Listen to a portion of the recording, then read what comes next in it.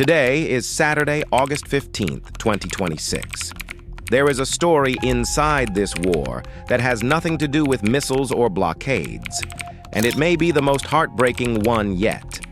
One of the most powerful warships on Earth, the USS Abraham Lincoln, is being pulled off the front line, not because Iran defeated it, but because of a crisis unfolding inside its own steel walls.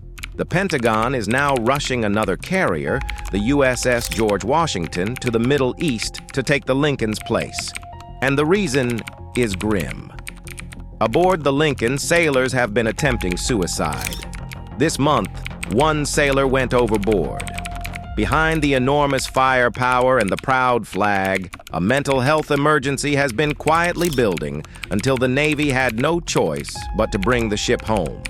And when you look at the conditions these sailors have been living in, the crisis starts to make a terrible kind of sense. Reports describe an aging ship worn down by an endless deployment, with moldy showers, failing plumbing, and food running short. Imagine being trapped at sea for months on end, in a floating city that is falling apart around you, in the middle of a war, with no clear idea of when you will ever get home. That is the environment thousands of young Americans have been asked to endure. Now lawmakers are demanding answers. Senators are calling on the Navy to explain what went wrong, how a warship at the center of a major war was allowed to reach this point, and what is being done for the sailors still out there. One family is already grieving.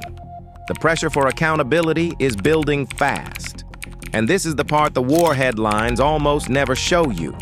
When we talk about carriers and strike groups, we talk about them like chess pieces, cold hardware moved around a map.